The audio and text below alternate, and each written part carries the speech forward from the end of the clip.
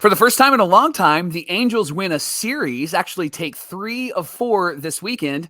And then the news comes out on Sunday that there may be a possibility of them trading Mike Trout. So way to just kill the entire weekend, Angels. Hey, it's time to get locked on with Mike and John, and this is Locked On Angels.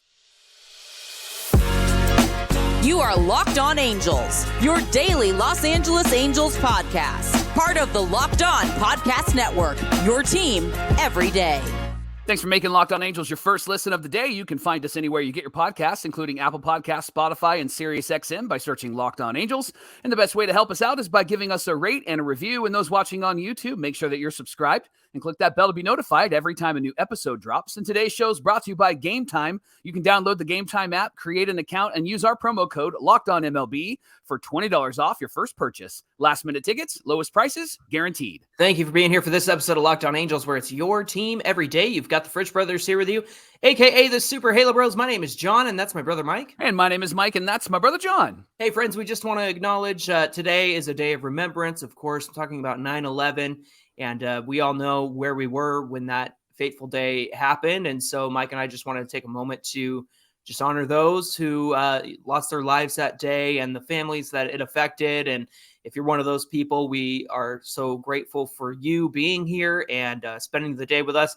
Hopefully we can make your day brighter just by having a good time talking about the Angels. And as we go through this day of remembrance, we're here for you, and we appreciate you being a Locked On every day here with us. Hey, on today's show, we're recapping the weekend against the Cleveland Guardians, where the Angels took 3 out of 4. Mike, they can still win games, my friend. How about that? Did you get something from a friend of ours, a Locked On Everydayer, for us? What was that? Yeah, we got something, John. So Dave Diller is a Locked On Everydayer. He and his family moved to Southern California about a year ago. We've become friends. He attends the church that I lead, and he is a Cubs fan, but has really been enjoying listening to the Angels while rooting for the Cubs. Mm-hmm. And he knows the Angels aren't going to make the playoffs. He's sorry about that. But he actually gave us a gift to incentivize who we will root for in the playoffs. So he wrote us a really nice letter. The letter said, hey, sorry, it's been a really bummer season, but as a Cubs fan, I've always learned that, hey, there's always next year. And then the envelope was sealed with Dodgers suck. So I really appreciated that. But here's what he gave us, John. So he gave me this shirt. This is a Holy Cow shirt. Holy cow. In honor of Harry Carey. Hi! And so I love that. And then this one's for you, Johnny. This is a Seiya Suzuki shirt. It looks like the Sega logo. Seiya. Now, he did say, I know you're Angel fans. I know you don't want to wear other MLB apparel. So there's no Cubs logo on there, so we can wear it with confidence and not feel like we're betraying our team. So Dave, Misty, thank you so much. We appreciate you made these Super Halo brothers so happy. They're in the NL. What's the difference to us, right? Exactly. Somebody to root for in the playoffs, right? Hopefully they get there now. Exactly. Love that. Mike, let's talk about Thursday's game. The Angels walked it off 3-2. That was an incredible ending to the game. Unfortunately, there was some news. Of course, this happened literally a day after we talked about Luis Rengifo and what has made him successful. There was an injury on Thursday night. Why don't you tell us about that? So he was supposed to start and was actually in the starting lineup and then was removed because while he was in the on-deck circle, he's swinging the bat and then went down and started holding his bicep. We found out that he actually had a ruptured bicep and is going to be out for the season, which is such a bummer because he has been a really incredible player for us, especially in the last 3 weeks, Johnny. In 68 plate appearances, he has a 1.24 OPS. Wow. Unreal. Has been really, really great. And again, I know that there's debate on he just is kind of this garbage time player when it doesn't matter.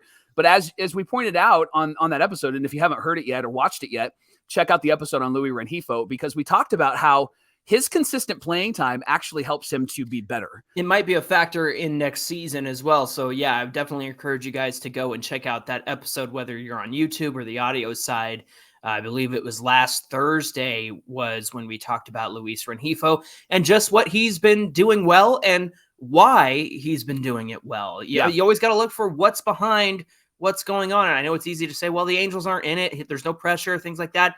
But the truth is his run goes back to when the Angels were still in it. And it's unfortunate because we had just got through talking about how he doesn't get hurt. He's there all the time. And then this happened. I think it's too much Rengifo, Mike. I think his arms are too big. The dude is massive, right? Yeah, he's a massive guy. And then, of course, I want to shout out Nolan Schanuel, who reached base safely in each of the first 16 games of his career, which is a new Angels record. Yeah. Previously held by Darren Erstad, who had 15 to begin his career, reaching base safely 15 straight games in 1996. Wow. Mike, getting into this game, it was a bullpen game for the Halos. And of course, when the hottest hitter on the team, who's not Shohei Ohtani in Luis Rengifo, comes out, and then Randall Grichuk had to step in, and fortunately, he's the one who walked it off. We'll talk about that in a second. Right. But this bullpen game started out with somebody that you and I have been fans of for a while, and I think he won us over because I remember you and I were both at an Angels versus Mariners game in 2021, and Jaime Barria was starting, but he came out after the first inning.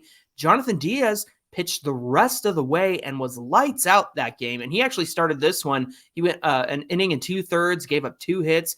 Andrew Wantz followed him up with only 1 hit. Davis Daniel finally got to make his MLB debut. He went 3 innings pitched, 2 hits, 3 walks, 1 strikeout. The only one to surrender runs was Aaron Loop, which is hilarious because the rest of these guys are either showing up for the first time or the first time in a long time, like Andrew Wantz.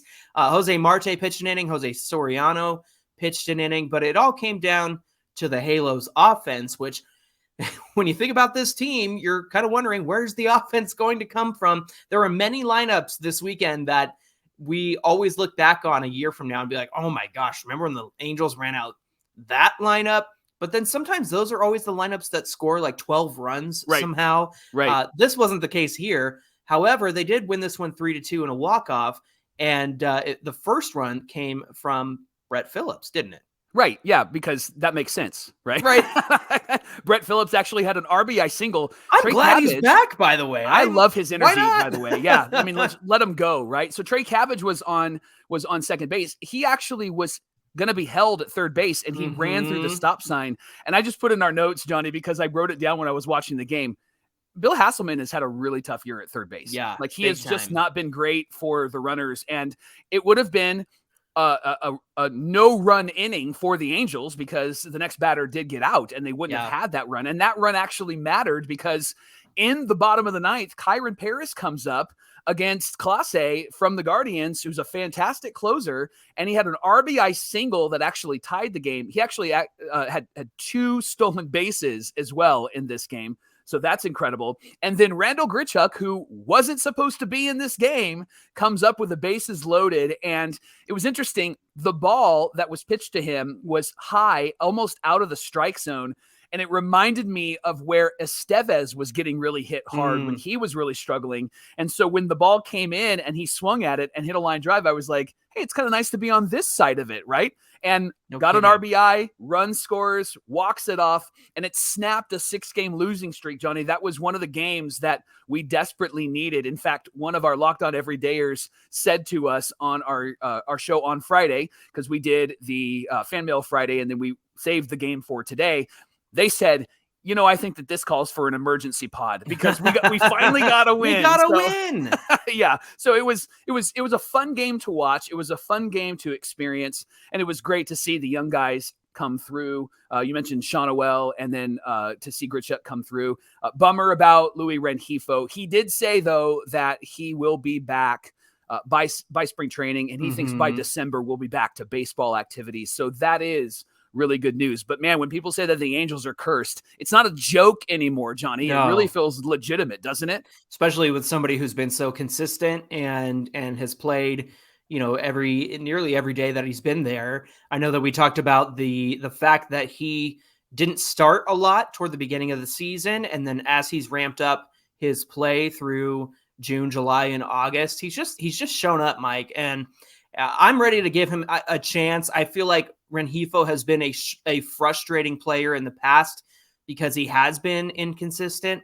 But I think you look at what he did last year, you look at the way he improved his walk rate this year, you think about how he's swinging it pretty well from both sides of the plate. Normally he is better from the right side of the plate against lefties, but he's been pretty consistent on both sides with a lot of power too. Yeah, and what I would say is I think maturity has really come through with Rengifo. It might be that he's maturing just physically, but also he's maturing mentally, right? And getting pulled from that game when he didn't hustle, I think that that could have been kind of the downfall for him, but it's really been kind of the springboard that's helped him to be the player that he is. And so I'm with you. I think it'd be great to give him an opportunity and to see what he can do for this team, because right now there's a lot of question marks as to who is going to play where. And obviously free agency is going to play a big part in that, and who from the minor leagues is going to come up. But I think Rengifo needs to be a integral part of this team moving forward, and I think he's earned that right. Just got to figure out where to play him, because second base is defensively his best position, even though he's not particularly great there or really anywhere else. I think if he had a consistent position, he is a great utility guy because he can play where you need him. Yeah. Perhaps the outfield is I know he was out there the last couple of weeks in the outfield, so maybe that's a pathway that they want to take next year. Hey, the Angels are playing those Mariners tonight at 6:40 Pacific time. Get ready. They're going to flood the comments. They're going to come over here and brag and da-da-da-da-da. So Locked On Everydayers, Angel fans, battle back for us, because Mike and I, we can't do all the comments on YouTube. We need you guys to stand up for our team or a little bit. Come on. Yeah. You can catch every pitch of the Angels hometown broadcast on SiriusXM with the SXM app.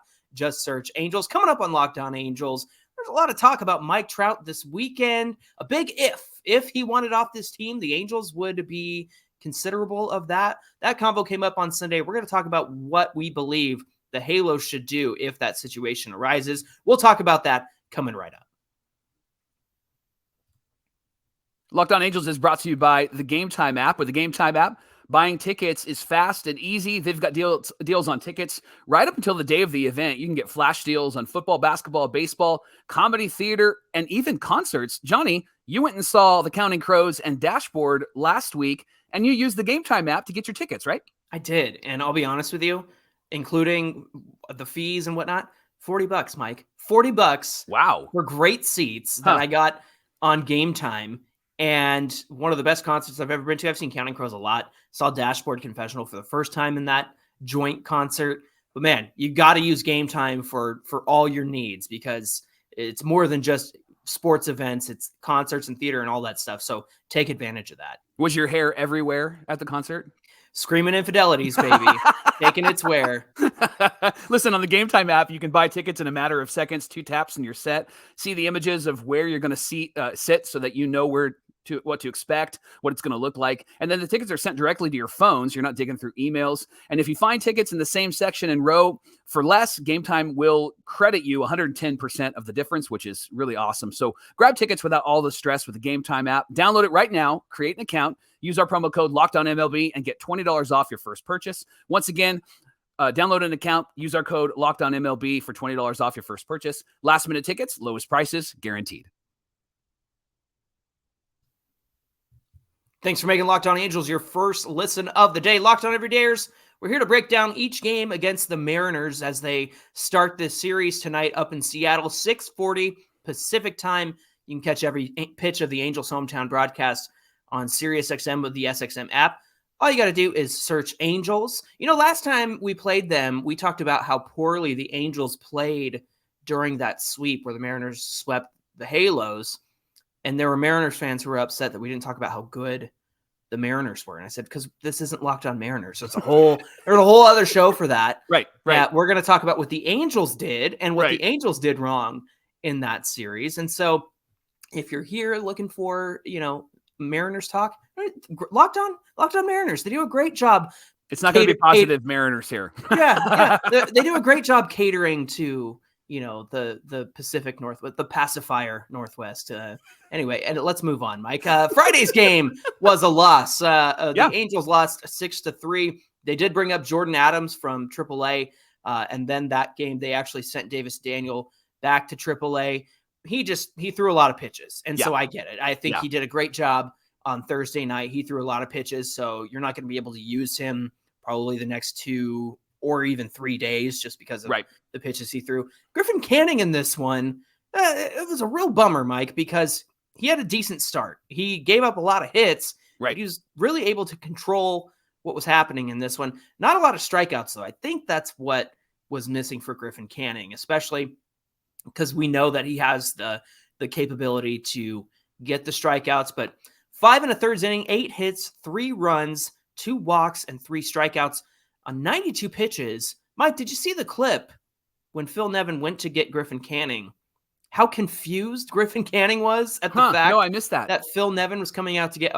It was as plain as the nose on his face, Mike. He was just like, really? I'm coming out now? I'm at 92? Really? Yeah, it didn't feel like there was any synergy there. And kind of a surprising move there. Good for Griffin Canning. I love that about him. And what I love about Griffin Canning, and I know he lost this start, and 8 hits is a lot.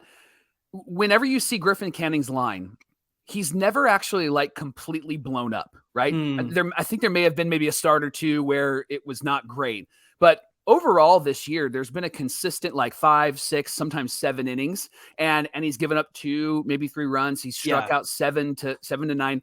I think Griffin Canning is somebody that we can really count on in this starting rotation next year. And I think I mentioned this before. I think Chase Silseth is somebody that we can really rely upon in the starting rotation as well, which is sad to say that we can't say that about like Detmers and Sandoval, because those 2 guys we thought maybe would be fantastic this year, but they've really regressed.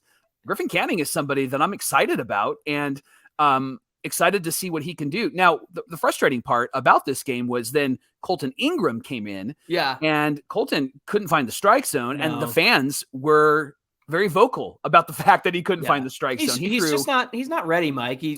25 pitches, 8 strikes. I mean, we've seen this before. Like, they've given him a chance out of the bullpen before. I mean, he's somebody who has had a lot of praise around him in the minor leagues over the past couple of years. Right. He just doesn't seem ready. Doesn't seem fit for the majors. Seems like the moment gets to him. He just feels overwhelmed by the fact that he's on a major league ball field, right? Going back to Canning, there was a moment. I just wonder if Canning's like, you know what, Phil, I'm going to be here next year. Are you going to be here next year? And going back to Silseth and Detmers and Sandoval, the coaching staff has to change if we have any hope in what these guys are going to carry over to the next one. Now, Jose Marte did give up 2 runs in this one that put the game out of reach. So this was the only loss of the weekend. But what were you going to say? Go ahead. I was really excited about Logan O'Hoppe in this game. He hit a home run. And Logan batting cleanup. I really like that. I can't wait to see a full season of Logan O'Hoppe. That's going to be really fun to watch. Yeah. And speaking of fun to watch, I was looking forward to the game on Saturday because it was home run derby Anderson against home run derby Giolito, and was expecting that would be the case. And it actually went that way, Johnny, right? Like, home runs were really high. So the Guardians got one in the top of the first, Jose Ramirez, and then O'Hoppe got a 2-run home run in the bottom. Then top of the 3, Josh Naylor got a home run. Josh Naylor, man. That guy tears us up. And then bottom 3, of course, Brett Phillips hits a home run. That was a meatball pitch, Johnny. I think I could have hit it out. I mean, it was right down the middle. Yeah. And then Matty Theis hit a home run, and then Randall Grichuk hits a 2-run home run. That wasn't off of Giolito. And it actually was supposed to be a pitch that was a pitch out, and he swung at it, and he hit it out. He hit it out to right field. Just dinked it out to right field in the corner. I got to say that for Cole Calhoun to be there, I know he did a little bit of damage, but not as much as he's done in the past. And then Ramon Laureano also being there. I know he had a crazy catch at one point that the Angels did win that game, that he had a crazy catch. But the fact that Calhoun and Laureano are both on the Guardians and are noted Angel killers in the past, I'm glad that we were able to keep them at bay. They did give Cole Calhoun a nice little memory video or retrospective. That was pretty cool. Mike, how did Tyler Anderson do this in Saturday's game? 8 innings pitched. The first time he's got to 8 innings since he nearly no-hit the Angels as a Dodger last season. 4 hits, 2 runs, 4 strikeouts, and 1 walk on 97 pitches. And that's it. 1 walk. That's it. Because he went after these hitters. He got ahead after these hitters. I've never seen this from him this year. I've not seen this. He went after these guys and looked really confident. He usually has 97 pitches in the second inning, but he had it through 8 innings. I mean, it was really great. And Giolito actually didn't have a bad game. Giolito went 7 innings in this one. Yeah. And so to see these 2 guys pitch well was great to see, but to have Tyler Anderson go as far as he did into this game was really helpful. Then Estevez gets a clean 9th inning. And this was Tyler's 6th win of the year. And the Angels had a chance to actually take 3 of 4. And that's why Sunday's game will be coming up. We'll talk about that in a minute. But they looked really good this weekend. And it was the team that we hoped that they would be in August and some of September. Unfortunately, that hasn't happened, right? Yeah. Anderson's got 2 more years with us. So if this is the guy that we can get and he can be aggressive, then maybe that's a really necessary change that he can make and bring that into next season. Again, new coaching, get this coaching staff away from the players so that they can focus on what they do well.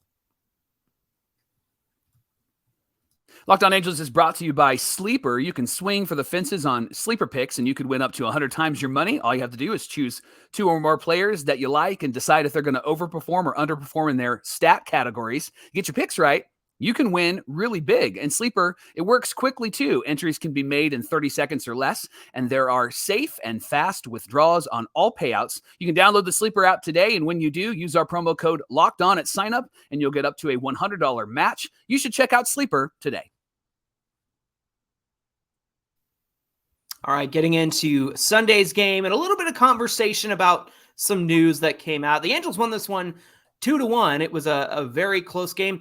Kenny Rosenberg, man. Kenny. Another spot start for this guy. I'm impressed, Johnny. I'm impressed. And I know that it's just a small sample size, and I know that people are going to say, well, it's quick. And listen, I need something to hang my hope on. Sure. And I loved watching Kenny, and I've not just been impressed the last 2 times. There's been moments in his career with the Angels that I've gone, I really like this guy. He really has come through here. And I think they're using him appropriately, correctly, instead of just throwing him in and trying to eat innings. I think Kenny is a 5th, maybe 6th starter for this team, and he's really proven it his last 2 starts. You made a good point when he pitched 6 innings pitched, 3 runs against the Baltimore Orioles last week, that if this is the guy who can be our Jerome Williams, the guy who makes spot starts like this when the Angels need a spot start, this is somebody you can really count on. And again, I know the Guardians offense has been pretty anemic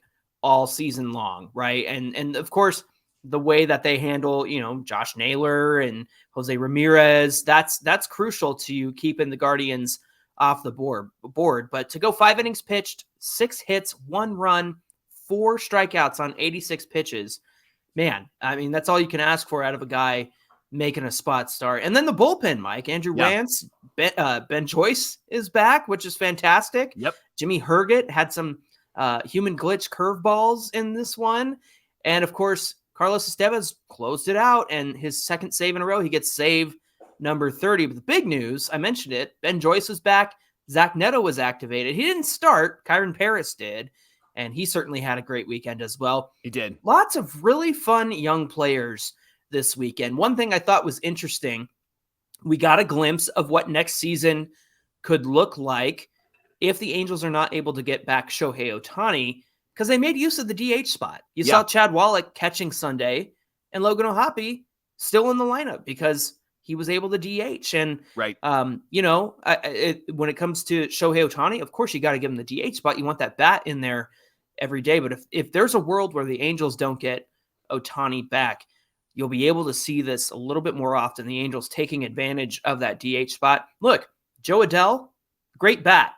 But if we're not confident in his outfield play next season, put him at DH sometimes, right? Yeah. Mike Trout, get him off his feet, DH.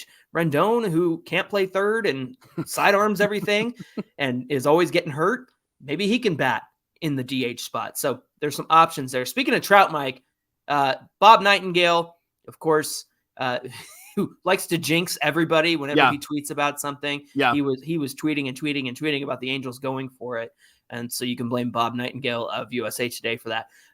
He shared something about the Halos and Mike Trout. Why don't you share that with us? Yeah, he actually said that the Angels would trade Mike Trout if he wanted to be traded.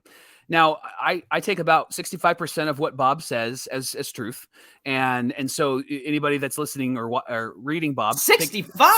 I know. Is that a stretch? That's a big stretch. Let me retract that statement. 35%. Okay. How's that? And so, I mean, this is not like you said it already when you tweeted it out. Like, it's a story And it's not a story. I said this is a big story, but also it's not. Yeah. The Angels are going to do right by Trout if Trout wanted a trade, and that's the thing. It's a big if. It's a perhaps. It's a maybe. And the truth is, if Trout did request a trade, then of course the Angels should work that out with him and deal him, because they've let him down the last 5 years. And this is why paying attention to this team every day is really important for Angel fans. Like we see this every day. So we're not shocked by this. Nobody was shocked by this. In fact, I saw a really, really great, like a couple of really great takes from Angel fans that tweeted at us and also tweeted at others. And they were good. They're saying, like, I think we should do right by Mike Trout. And could we get anybody for Mike Trout? And what would happen if we got Mike Trout? You mentioned young guys. I wonder what we could actually get. And that's a further conversation, and we can open that up and tease that out maybe later this week. But I obviously I would say I hope they don't trade him, because I really love Mike Trout and I want him on this team. I will also say I hope Shohei resigns, because I really love him and I want him on this team as well. It'd be hard to imagine a world without those two guys, but specifically without Mike Trout. If they do trade him, though, I wonder what kind of haul we could get back. Could we get a couple of young players? It does kind of open up this roster a bit and gives us some flexibility with finances, but also gives us some flexibility with players. So as much as it would be heartbreaking and devastating, I don't think that it would be so defeating that we wouldn't have a team that would be competitive, because we've seen what teams can do when they rebuild after they lose a superstar, a la St. Louis Cardinals when Albert Pujols signed with us. They actually did pretty well when he left, right? Exactly. And I'm with you. I want Trout to see out the rest of his Angels contract, because he's been, the second coming of Mr. Angel after Tim Salmon, and the fact that he's, a 3-time MVP in the few years that he's had with the Angels, like in that 3-year time, or those 3 MVPs, like came quickly. Right. Yeah. And I know he's been hurt, and I know he's struggled to stay on the field. But if anybody can get back out there, it's Trout. And the other thing, I'll say this really quick before we wrap. Everybody's saying, well, the Angels are going to have to eat a lot of his salary, and they're not going to get as much back as they would have in the past. Yeah, they would have gotten more in the past, because there's a younger, more years on the contract Trout. But the Angels eating his salary in a move to somewhere, I think people are going to be chomping at the bit, Mike, to have Trout on their team, regardless of what's happened over the last 3 years. Yes, because a healthy Mike Trout is a fun person to watch. And I think that that's part of the conversation that people aren't considering. Is it's easy to say, yeah, they probably need to trade him because of this, this, and this. But we forget that he still could be the guy. He hit 40 home runs last year in 119 games, right? Yeah, and so exactly. If he's playing some games and he's not getting hurt, and he did say that his body felt fantastic this year, it was just the bone that broke and he couldn't control that. I think that if Trout's healthy, man, you're going to get an awesome, awesome player. And I would hate to see him perform anywhere else but Anaheim. Yeah. And so I hope that it doesn't happen. I can't see him requesting a trade. If he does, though, I think the Angels will honor him. Yeah, I think they'll do right by him and honor that, if that's what he wants to do. We'll see what happens in the offseason. Hey, thanks for making Locked On Angels your first listen of the day. The Angels play the Mariners at 6:40 Pacific time, and you can catch every pitch of the Angels' hometown broadcast with SiriusXM on the SXM app. Just search Angels. Hey, give us a follow at Locked On Angels on Twitter and at Super Halo Bros on Twitter and Instagram for the latest and greatest Angel news and memes and all kinds of stuff. We're always commenting during the games as well. Mike, what do we have on deck for tomorrow's show? Johnny, your boy Jared Weaver tweeted this weekend in response to what happened with Mariners pitcher George Kirby. So we're going to talk about those details, and then I got a really important question to ask you and to ask our Locked On Everydayers. And we'll talk about that tomorrow on Locked On Angels. Oh, I can't wait for that conversation. Oh, Georgie boy. All right. Toe-to-toe with Jared Weaver. I love it. All right, friends. Really looking forward to that conversation. Until then, my name is John, and that's my brother Mike. And my name is Mike, and that's my brother John. Thanks for being here with us, and we'll see you back here tomorrow. John, what if I wear your shirt first? And then you're going to stretch it out.